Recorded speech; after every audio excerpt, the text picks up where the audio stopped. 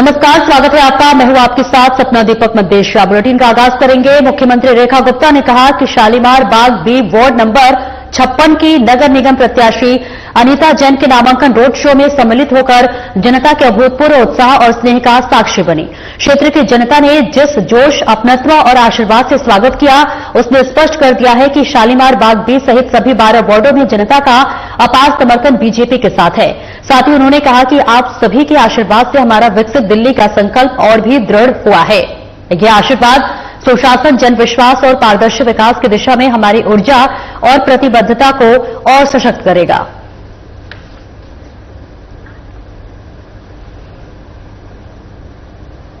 मुख्यमंत्री रेखा गुप्ता ने एक्स पर पोस्ट कर महान समाजसेवी और कर्म योगी दत्तोपंत ठेंगड़ी की जयंती पर उन्हें कोटि कोटि नमन किया। उन्होंने लिखा कि दत्तोपंत ठेंगड़ी ने राष्ट्रीय स्वयंसेवक संघ की प्रेरणा से भारतीय मजदूर संघ, भारतीय किसान संघ, स्वदेशी जागरण मंच, समरसता मंच, ग्राम पंचायत संगठन और अखिल भारतीय अधिवक्ता परिषद जैसे अनेक राष्ट्रव्यापी संस्थाओं की स्थापना की है और ये सभी संगठन आज भी राष्ट्र निर्माण के महत्वपूर्ण स्तंभ बने हुए हैं।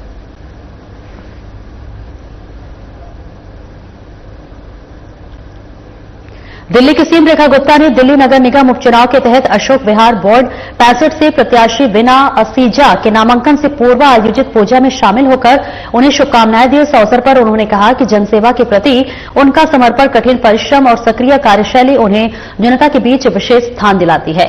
उम्मीद है कि इस वार्ड की जनता उन्हें भरपूर आशीर्वाद और अपार स्नेह प्रदान करेगी।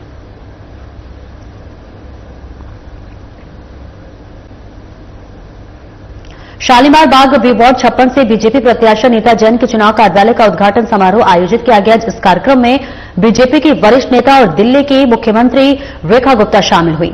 समारोह में सांसद प्रवीण खंडेलवाल सहित बड़ी संख्या में बीजेपी कार्यकर्ता और स्थानीय गणमान्य जन मौजूद रहे। इस मौके पर मुख्यमंत्री रेखा गुप्ता ने क्षेत्र के मतदाताओं से अपील की कि वे बीजेपी प्रत्याशी अनीता जैन को आशीर्वाद और समर्थन दें। उन्होंने कहा कि हम सब मिलकर एक परिवार की तरह स्वच्छ, हरित और विकसित दिल्ली के संकल्प को पूरा करेंगे।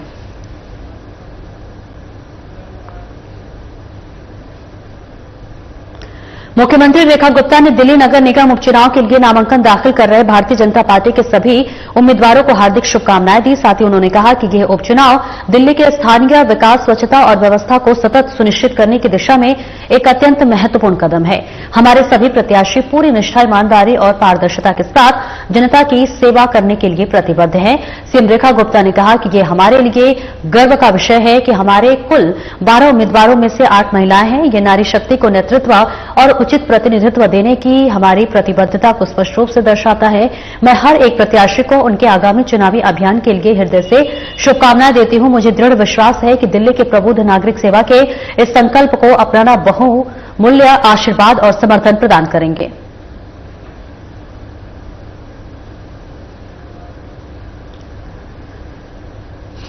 और दिल्ली शहरी सहकारी ऋण क्षेत्र के अंतर्राष्ट्रीय सम्मेलन सहकारिता कुंभ 2025 में केंद्रीय गृह एवं सहकारिता मंत्री अमित शाह ने कहा कि मैं देश की 2 प्रतिष्ठित सहकारी संस्थाओं अमूल और इफ्को को हार्दिक बधाई और शुभकामनाएं देता हूं। अंतर्राष्ट्रीय सहकारी गठबंधन ने अमूल को विश्व रैंकिंग में प्रथम स्थान पर रखा है और दूसरा स्थान भी भारत की अपनी सहकारी संस्था इफ्को ने प्राप्त किया है। यह दर्शाता है कि आज भी सहकारिता की अवधारणा पुरानी नहीं हुई है। साथ ही उन्होंने कहा कि मैंने बचपन से ही डेयरी क्षेत्र द्वारा गांव के किसानों और गरीबों के जीवन स्तर में आए जादुई बदलाव को देखा है, उनके जीवन स्तर को ऊपर उठाते हुए। लेकिन आज अमूल श्वेत क्रांति की जननी बन गया। आज सहकारी, अर्बन सहकारी बैंक्स और क्रेडिट सोसाइटी के ये सहकारिता कुंभ का आयोजन अंतर्राष्ट्रीय सहकारिता वर्ष के उपलक्ष्य में नैपकब ने किया है। मुझे बहुत आनंद है कि विगत 3-4 सालों में एक नए उत्साह के साथ इस देश का अर्बन कोऑपरेटिव बैंक का सेक्टर और कोऑपरेटिव क्रेडिट सोसाइटी का सेक्टर नए उत्साह के साथ, नए जोम के साथ आगे बढ़ने का सोच भी रहा है, उस पर कदम भी उठा रहा है और सफलतापूर्वक अपने लक्ष्यों को अचीव भी कर रहा है। ये कॉप कुंभ 25, जहां पर पॉलिसी, टेक्नोलॉजी और इनोवेशन तीनों के विषय पर एक क्षेत्र से जुड़ी हुई कई संभावनाओं का दोहन करने के लिए 2 दिन तक विचार होने वाला है। और मैं आशा करता हूं कि ये 2 दिन का सहकारिता कुंभ निश्चित रूप से कुछ एक्शनेबल पॉइंट्स के साथ आएगा, जो हमारे सेक्टर को आगे ले जाने के लिए और मजबूती से गति बढ़ाएगा। मित्रों, सबसे पहले मैं हमारे देश की 2 जानी मानी कोऑपरेटिव्स अमूल और इफको दोनों को हृदयपूर्वक बहुत बहुत बधाई और साधुवाद देना चाहता हूं,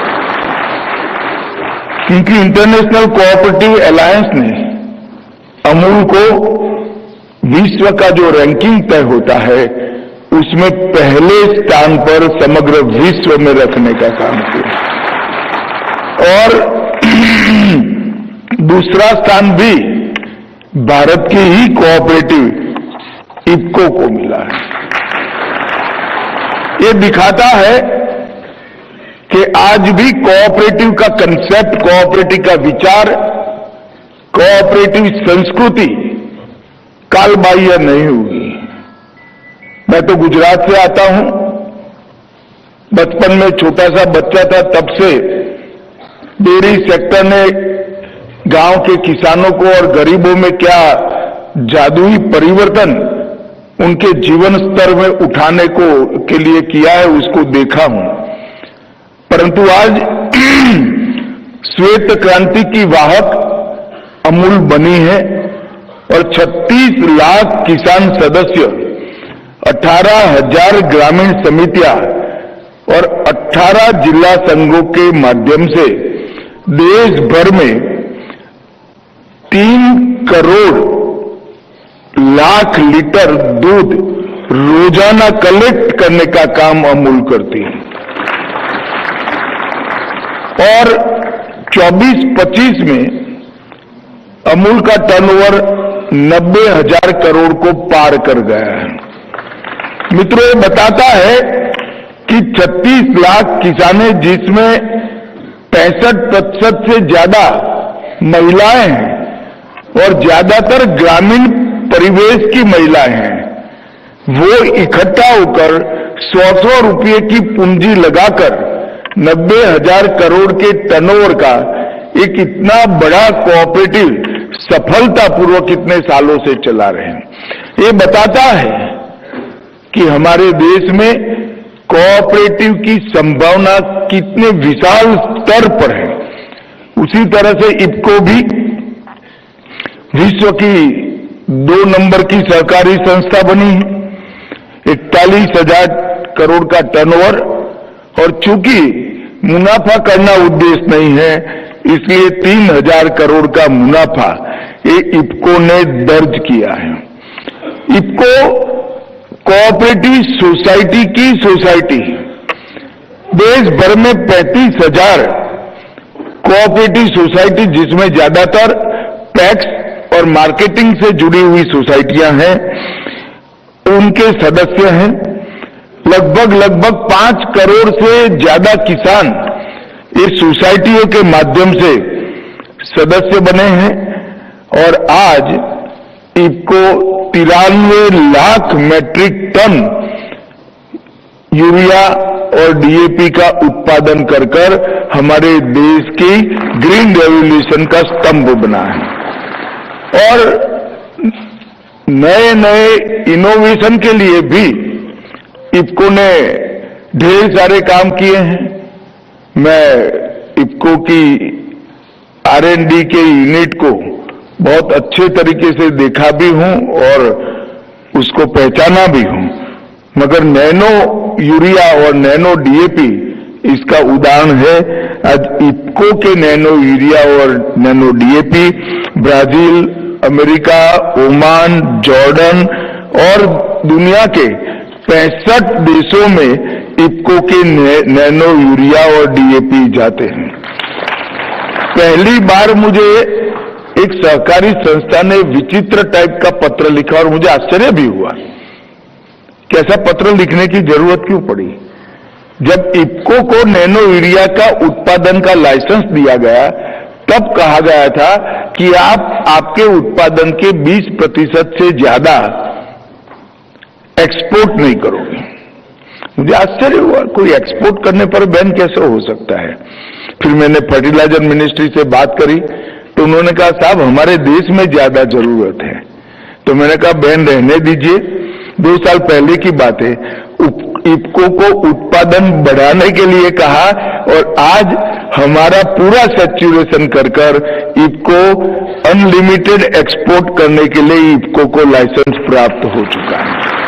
तो जो क्षमता है, क्षमता की वृद्धि की, इनोवेशन की, R&D कर प्रोडक्ट को और अच्छी बनाने की, अंतर्राष्ट्रीय स्तर पर ले जाने की, ये इफ्को ने सिद्धहस्त की है। और इफ्को इस देश की प्रमुख कोऑपरेटिव है, वो हम सब के लिए एक गर्व का विषय है।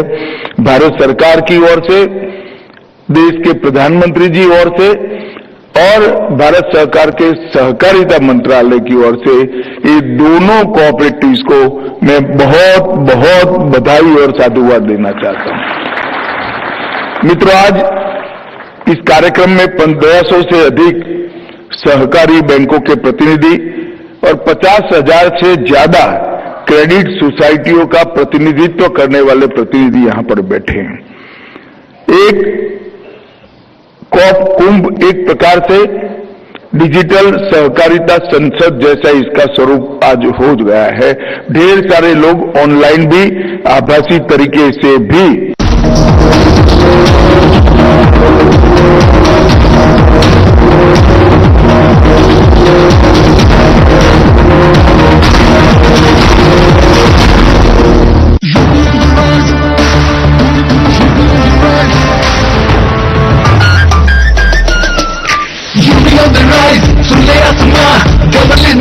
ये मिशन महान 2047 तक हम न रुकेंगे, 6 ट्रिलियन का ड्रीम पूरा करेंगे। मथुरा की गलियों में गूंजे है राधा, अयोध्या में दूर हुई मंदिर की बाधा, काशी प्रयागराज की गोल्डन चमक, यूपी सरकार की गूंजे धमक। सड़कों पर फर्राटा फिक्रलेस बिल्कुल बिंदास, एक्सप्रेस वे पर साए पूरा विश्वास। विकसित यूपी की बढ़ गई प्यास, 2047 का ये विजन बहुत खास। माफिया का दी एंड, फियर गॉन, योगी राज में लॉ एंड ऑर्डर हुआ स्ट्रॉन्ग। बेखौफ घूमे जनता, गुंडों पर मार, नया यूपी तोड़ रहा पुरानी दीवार। यूपी ऑन द राइज, सुन ले आसमां, डबल इंजन का ये मिशन महान। 2047 तक हम न रुकेंगे, 6 ट्रिलियन का ड्रीम पूरा करेंगे। नमस्कार दोस्तों, एक बार एक सज्जन ट्रेन में अपने 25 वर्ष के बेटे के साथ सफर कर रहे थे। ट्रेन की खिड़की से बाहर देखकर लड़का चिल्ला रहा था, पापा देखो पेड़ पीछे भाग रहे हैं। पिता मुस्कुराया, लेकिन पास बैठे व्यक्ति इस युवक के बचकाने व्यवहार से थोड़ा परेशान हो गया। उसको अजीब सा लगा। थोड़ी देर बाद लड़का फिर चिल्लाया, पापा देखो कितने रंग बिरंगे सुंदर पहाड़ हैं, बादल हैं, नदियां हैं। पिता फिर मुस्कुराया, लेकिन पास बैठे व्यक्ति से अब नहीं रहा गया।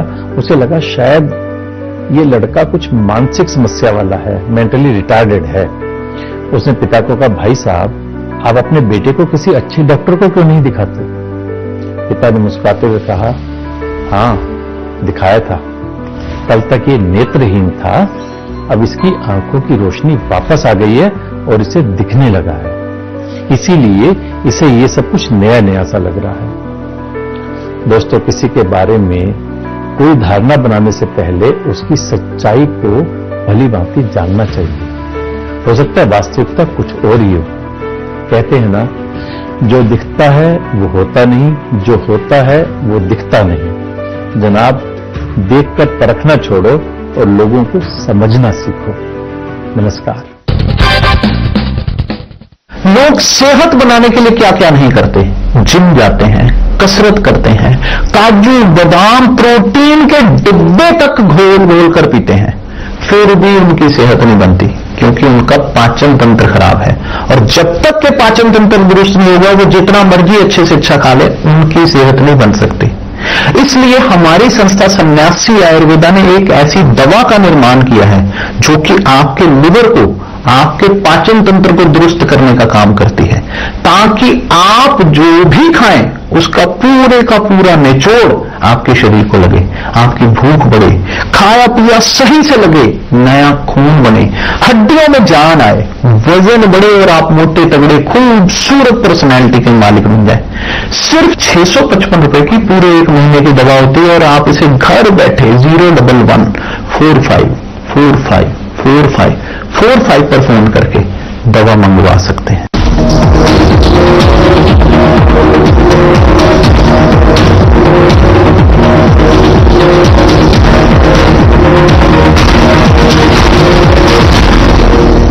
जो होगी, मैं मानता हूं कि इसमें एक्शनेबल पॉइंट इतने होंगे जो हमारे हरेक प्रॉब्लम को एड्रेस भी करेंगे और इसके निराकरण का concrete time bound road map भी इंगित करेंगे और इससे हमारा अर्बन कोऑपरेटिव बैंक्स का जो विस्तार का स्वप्न है वो बहुत जल्दी पूरा होगा।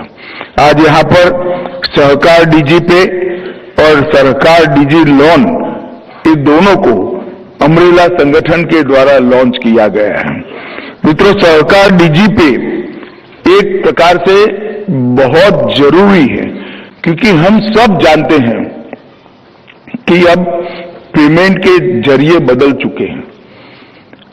भारत में इतनी तेजी से डिजिटल पेमेंट का युग आया है, अगर अर्बन कोऑपरेटिव बैंक इसके साथ मैच नहीं करते हैं तो हम रेस के बाहर हो सकते हैं। ये ऐप के माध्यम से छोटी सी छोटी अर्बन कोऑपरेटिव बैंक को भी ये सुविधा प्राप्त हो जाएगी और कई सारी एप्स के साथ भविष्य में जुड़ने का भी एक जरिया बन जाएगी। मेरा आग्रह है अमरेला संगठन के सभी कर्ता धर्ताओं के से ऐप बनाकर आप चैन की सांस मत लीजिए। ऐप की स्वीकृति 2 साल में 1500 की 1500 बैंक में आ जाए, सबका जुड़ाव हो जाए, इसके लिए टीम बनाकर, मार्केटिंग शब्द तो ठीक नहीं है मगर जिस तरह से प्रोफेशनल कंपनियां मार्केटिंग करती है, हमारे अमरेला संगठन ने एग्रेसिव एक मोड में प्रचार कर जोड़ने का अभियान लेना पड़ेगा। मित्रों, हम सब जानते हैं कि 2021-22 में प्रधानमंत्री जी ने निर्णय किया कि भारत सरकार में कोऑपरेटिव मंत्रालय बनाया जाएगा। उसके बाद में कोऑपरेटिव से जुड़े हर क्षेत्र के अंदर आमूलचूर परिवर्तन करने के लिए हमने नीति विषयक निर्णय भी लिए हैं और इसके साथ साथ उसको मॉडर्नाइज करने के लिए, इनकी तकलीफों के निवारण के लिए और कोऑपरेटिव की रीच बढ़ाने के लिए हमने ढेर सारे कदम उठाए हैं। एक प्रकार से भारत में कोऑपरेटिव स्टेट सब्जेक्ट है, मगर जब तक सेंट्रल गवर्नमेंट कोई नीति विषय गाइडेंस नहीं देती है, सभी राज्यों में अलग अलग प्रकार से चलती कोऑपरेटिव हमारे कोऑपरेटिव सेक्टर के लिए एक बहुत बड़ा प्रॉब्लम थी। आज मुझे आनंद है कि मैं छोटा सा उदाहरण देना चाहता हूं कि हमने पैक्स के मॉडल बायलॉज बनाए। अब पैक्स के मॉडल बायलॉज भारत सरकार नहीं बना सकती, मगर हमने एडवाइजरी के रूप में मॉडल बायलॉज बनाकर देश भर की सभी सरकारों को भेजा।